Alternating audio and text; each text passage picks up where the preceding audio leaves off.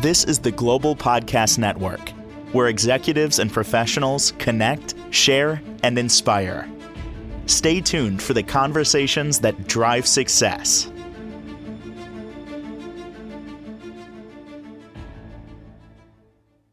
Welcome back to the show. We are excited to have Balancing Connections joining us. That's right, Nancy Welch, our Reiki master, joining us today to talk about her work as an animal intuitive, and of course, as a healer. And with her energy work, she's here. We're going to talk more about playtime, right? Energetic healing for pets. And also, we're going to break down some chakras today, and specifically animal chakras. And let me have her introduce herself. Hello. Hi, as you said, Nancy Welch from Balancing Connections. I do animal Reiki and I am an animal intuitive. I live in Benton Harbor, Michigan, and I can be found at balancingconnections.com or on Instagram, Balancing Connections, and email balancingconnections3@gmail.com. I work with animals, usually domestic. I can work on wild animals, but usually domestic and usually most often pets. Perfect. And I love them. I know you do, and you're a mom too. How many now? I know. Oh no, I only have one now. I Hmm. lost two this year. Two transitioned. I shouldn't say I lost them. I know where they're at, but Yeah, um, and they still visit me, but it's not the same when you can't pet them and yeah, they're I not crying know. for treats or whatever. Yeah, and with this work of Reiki, you're helping, pets physically, mentally, emotionally, right? Whether maybe some Yes. pets stress out, has anxiety, could be an illness as well, but it's you describe it like by giving them some extra love. So let's break it down a little bit of Reiki, and you want to talk about chakras today too. Yeah. So Reiki is energy healing, and it's basically what we really want to know is how it can help your pets. And most of the time, pets hold anxiety, and I'm asked to help most of the time because they have anxiety. And as Reiki can move the energy down through and help it flow through the energy centers, and that can help relieve a lot of those anxieties and stresses. So where the Reiki is going to move through, those are our chakras, and they're the body's energy centers. We all have them, and they're like little hubs where physical, emotional, and spiritual energy flows in and out. And chakras stands for, and it means energy wheel. Each chakra or energy wheel is usually associated with a specific color. And so cool, the colors of the chakra energy system are the exact reverse of the colors in the rainbow. So when they're balanced, energy moves smoothly and the body and mind feel grounded, connected, and at ease. And when they're blocked or overactive, you might see stress, tension, emotional imbalances show up. So they're basically the energetic wiring system that helps living beings stay aligned, healthy, and connected to themselves and the world around them. So we have seven major chakras. There's way more than that, but most people just think of the seven main chakras. Okay. And okay, so animals, dogs, cats, horses, they have an eighth chakra called the brachial chakra, and it's unique to animals. And it's considered kind of a master chakra or gateway for forming energetic bonds with humans and other Mm-hmm. animals. Alrighty.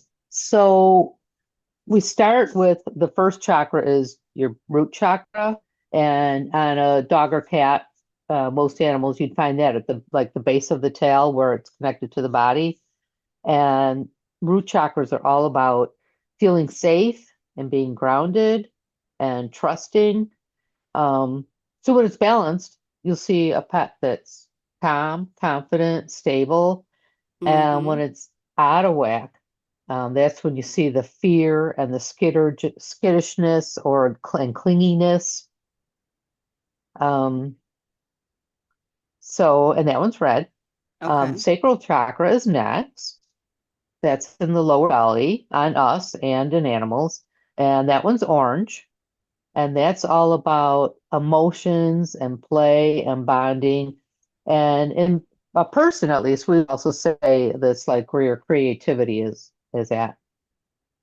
So a pet that's balanced has a balanced sacral chakra, not too fast, not too slow, spinning just right. You'd find them to be affectionate, curious, playful.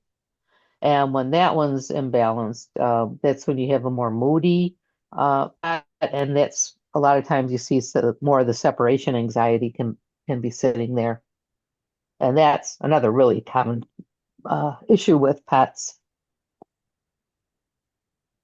So the solar chakra is the next one up, and that's in your upper belly. I would say that's like the middle. Oh, Yeah, like solar yeah, just go to plexus it. area? Yes, Oh, right in the okay. middle of your abdomen. Yeah. And that one's yellow, and I think of it as a bright, sunny yellow, and it's all about confidence and your boundaries and your independence. And so, when you're feeling very confident, you feel kind of sunny and yellow, I think, or I do. Um, so when an animal is balanced there, they're Mm-hmm. independent, but they also have good training responses. They're like, I don't know, confident enough to listen and be on the ball with that. When it's imbalanced, there can be insecure, and that's when it's a little blocked or going too slow. And you can also find stubbornness and even the dominance tendencies sit there. So the next one is your heart chakra, and Hmm. it's green. Yes, right in the middle of your chest. Um, it's all about love and compassion and emotional healing, as you would expect, right? Mm-hmm. Uh, so if that's balanced in an animal, you would see they would be more trusting, gentle, loving, and when it's off, you see that's where your grief resides, and you might find that they're withdrawn or that they're like over attached. The throat chakra is right at your neck, right in front of your neck, or all around your neck, really. And that's all about communication and expression. Um, so a balanced throat chakra in an animal would be clear signals and what I would call like a normal amount of vocalization. And when it's out of whack, there's excessive barking and meowing, or very timid communication. They don't like to speak up for themselves at all. And the throat chakra is blue. And the Blue. colors matter because if you're feeling any of these things in yourself or in them, uh, bringing the colors in can can do a little bit too. Mm-hmm. Uh, Okay. The next chakra is your third eye chakra. It's right in the middle of your forehead, just above your eyebrows. And it's all about intuition and perception. Um, so a balanced third eye is a strong awareness, good reading of cues. And when it's out of whack, it's overwhelmed or difficulty focusing. And we know what it feels like to have trouble focusing. But your animals get that too. I've seen, I've probably seen it more in cats, really. A little ADHD-ish behavior where they just don't focus. Oh, no, my lab does that sometimes too. Um, anyway, that color is indigo, which is like a purple blue. Okay. Um, and then the crown chakra is on top of your head, and Oh, that's okay. your spiritual connection, and that can be seen as white or light purple. Um, and if it's balanced, you feel very peaceful, you adapt easily. And if it's imbalanced, you can be restless or just have trouble settling. And then the last one we started to talk about are the brachial chakra. It's kind of in the shoulder area, um, sort of straight above the heart. If I reach down and put my hand down between the shoulder blades of a dog or a cat.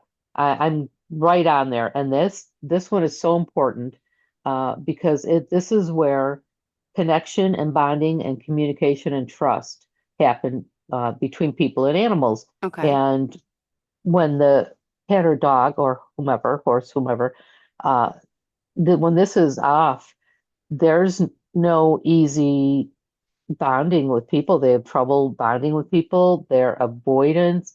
They're fear-based. They have trouble reading cues. So our goal there is to help them connect more easily with us and have them help them to be more responsive and engaged with us. So all this is general. I mean, the chakra information is what it is, but any emotion can really get stuck in any part of your body. But in general, if we're dealing with some of these issues, Mm-hmm. that's the first place we're going to look. Amazing. Wow. That's a Yeah. lot to know. You know what? The rainbow thing really helps to remember what color or in what order. I know you've No. got kids, so you might Yeah. be have some I coloring or something going on at your house. I know they have the red, the violet, I forget, but wow. And let me just ask, Reiki has been around for how long? And I know we were using energy healing wise with humans always. When did we start switching to animals? Or maybe I'm just naive. I didn't know it was done with animals first. Could you just share a little bit about the background of where it all came from? And Okay, so Reiki, as the form of Reiki, started in 120 years ago, I think. No, it was yeah, it was 1920 maybe. okay, Dr. Makawasui, and he brought it through. And it's like it's Reiki is a kind of a system, but it's not the original energy healing. Energy healing has been around forever, for as long forever. as all of us have been. Yeah. But he brought this system out and started using it in Japan, and he shared it because until then, you had to be a very special monk or shaman or, the one and only medicine person in your group or your tribe to be able to do this. And he is the one that really helped bring it out into the mainstream. He started with a little trickle. He taught a few people. Dr. Takata, one of his students, brought it to Hawaii, and that's how it exploded into our neck of the woods. And really, if you think about the amount of time and hugely, I mean, this is all over the globe now, commonly used everywhere. It's just amazing how much what is really a relatively short time. Um, so animals, I would think anyone was doing any energy healing and had animals they were close with, Mm-hmm. why wouldn't they have been helping their pets? Uh, the version I was trained in hasn't been around that long, I'd say less than 5 years. But I know that many people who were ever trained in Reiki or any other energy healing for sure working on their animals before that. Hmm. All right. And So, obviously, Reiki is the topic of the day, as it always is, because that's what you do for a living. And yeah, clearly, always your is. That's what I animals do. are being helped by this. But you also wanted to talk about playtime, you said, and how really that energetic healing for pets and what that does for them. Yeah, so Reiki's one way to get the chakras flowing smoothly, but there are a lot of little things we can do throughout our day, and animals have, of course, figured this out. They're always a step ahead of us on all this stuff. Um, so this is why playtime is energetic healing. So when playtime is not just about playing, it's just not about fetch and zoomies. It's actually a form of energetic medicine. Because our animals, they don't just play to burn off energy. Mm-hmm. They play to move energy. They play to heal. So, and honestly, I think when they're insisting that we play with them, they're trying to get us to do it too. Take Yeah. me for a walk because you know what? You need to get up and get moving and get out in the fresh air and get out in nature. And That's why walks can be so important to them. Mm, Um, so animals naturally know how to reset their energy. A dog shaking off tension after meeting another dog, a mm-hmm. cat that does that beautiful, dramatic, full body stretch like they're waking up from a luxury spa, a horse tossing their head, running a quick sprint, then instantly relaxing. All of these motions and movements are getting their energy moving. Um, So when animals play, chasing, tumbling, wrestling, running, they're moving stuck energies through the body and out of the body. And play is one way that they stay balanced. Yep. So what I see during Reiki sessions is that when animals play, their energy just opens up. It gets softer, lighter, more fluid. It's a little like saying, okay, I'm safe. I can release now. And you can literally feel the shift. The shoulders loosen, the breath deepens, the aura feels brighter. And play is one of the fastest ways animals return to their natural state of harmony. It's their version of like meditation, only with, some squeaky toys and maybe a little mud. It's So funny. animals, yeah, You yeah, go ahead, tell me, tell No, me. my animals with cats, I think about them playtime and like they run out of the room in the morning, they go crazy. And then within like 2 hours, they just want to rest, they want to sleep. And Yeah, then the play comes back and I take out the little wands in the morning and I play with the wands the best I can. I'm trying to get the kids ready for school, but it's like they're like children, like babies. They need so much attention and it's good yeah, attention, right? yeah, yeah. But you know what they did there? They got you pulled out of the stress of the morning playing with them, and you're Yeah, moving around waving that wand with the feathers or whatever is on it. And the goal is to get you to lighten up a little too and smile and laugh I know, and because get your sometimes own we don't, energy. right? No, Uh-huh. not in the morning when you're trying to get everybody out the door and get everybody ready. No, no, it's so true. Oh my goodness. Yes. So that's how they've trained you to to do it. Yeah, no, really. I'm sorry, I forgot now. I was interrupting. What were we saying? Oh, no, it's just they can also use play to emotionally process things. Mm-hmm. Um, like think of a dog's been nervous all day and suddenly does a huge case of zoomies at 8 at night. It's not random. It's a release, as you see in your cats, as we just said. All of a sudden they're up zooming around like crazy, and after a little while they're ready to chill and relax because they got it all moving, they got it all out of their system, literally got that energy moving out of their system. Oh, or like when you see, are any of your cats shy at all? Yeah, yeah. One of the girls, No, not really. one of the girls, yeah, Snowflake, she is very shy, very shy.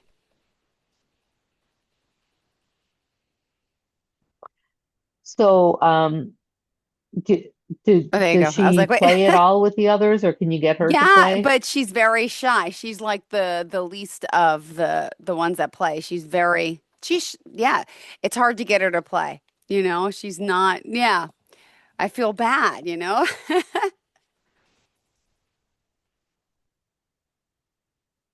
Well, she doesn't have to be as crazy as the others, but Oh, getting her to play, if you can get her included a little, she's going to start to feel safer, I think. yeah.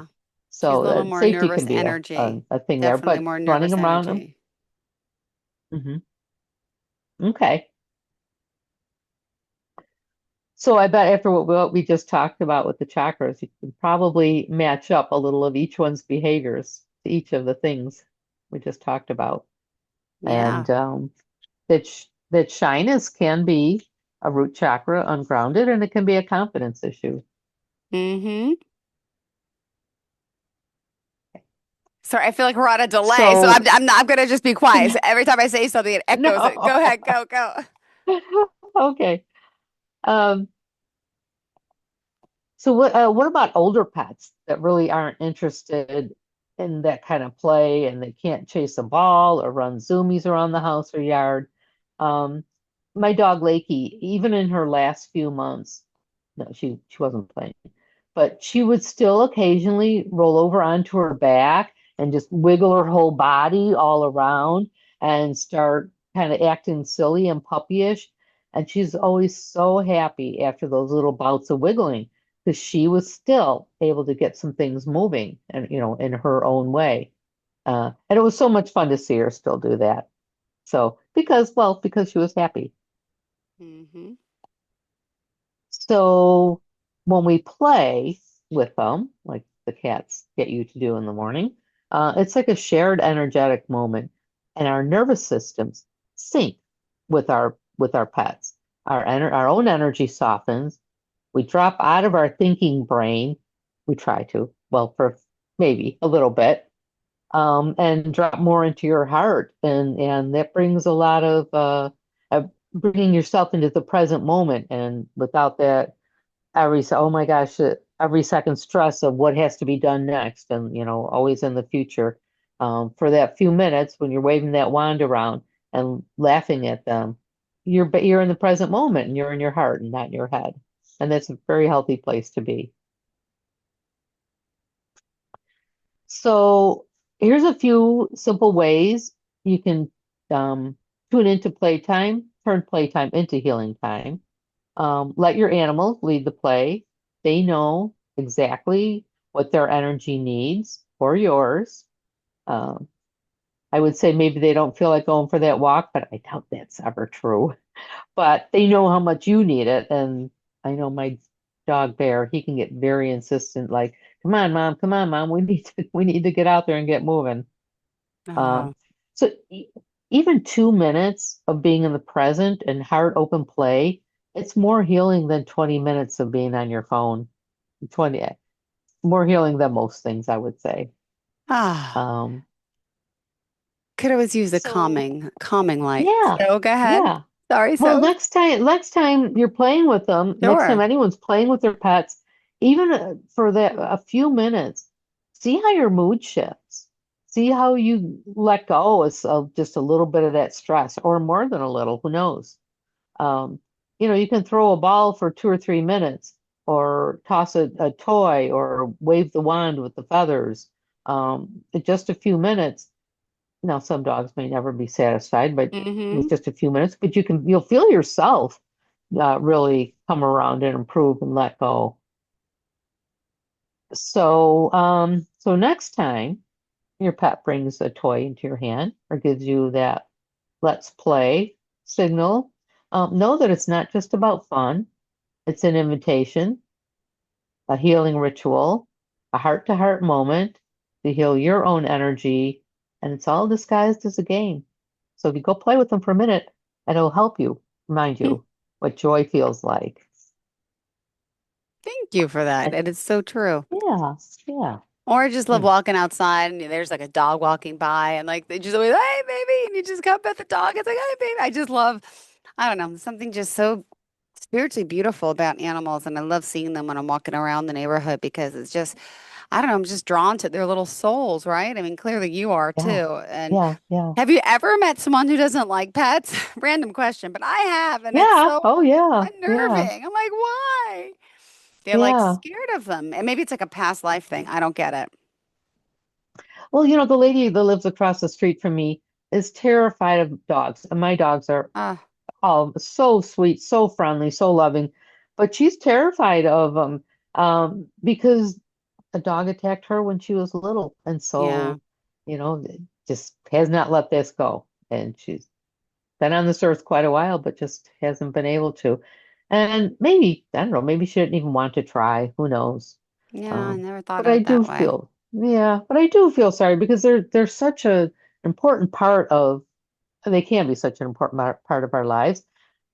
Many of our pets come in with the personalities they do and the things they do to help us with something, to help us deal with boundaries, or bringing ourselves out, forcing us to get out of the house, or forcing us to stop for a few minutes and play and laugh, and or bringing the affection and the love, and or the possibilities of somebody who needs a lot of extra care. It gives us the chance to nurture somebody like that. Yeah, absolutely. Ah, well, it makes me also think it's like, wait a second here, because I like random stuff, but like I wonder, like, are cats and dogs like reincarnated back into cats and dogs, or can they come back into human form? Like, this is things that I think about. Like, I wonder if we Yeah. like can cross Yes, yes. paths. My belief is yes. I know that plenty of people don't agree with that, but Hmm. I've seen, and sometimes I get some really interesting information when I'm working on animals, and I have seen, definitely, I have seen the human lives that some of my animals have lived, and Wow. I've seen them as other animals too. That is Um, awesome. yeah, I believe that too, but again, I don't really know, and I'm always curious about that. So, to talk to someone who's more spiritually connected to the other side would be you in these with these yeah, animals. So, thank you for sharing that. yeah, And yeah. Nancy, how do we contact you with Balancing Connections? You can find me on my website, balancingconnections.com. Um, I am also can be found on dragonflyreiki.me. That's ME. That's a big Reiki group, uh, kind of an app website. It's all different like Reiki professionals, but I can be found there as well. And reach out to me by email if you like, balancingconnections3@gmail.com. Perfect. Thank you so much. And we will share. Wait, next week is Thanksgiving, so I won't be able to speak with you. I guess are we back the next week, maybe? Yep, we'll see you in two Well, weeks. enjoy your Thanksgiving, okay? You as well. You as Thank you. well. Will do. Many blessings. Thanks. This is the Global Podcast Network, where executives and professionals connect, share, and inspire. Stay tuned for the conversations that drive success.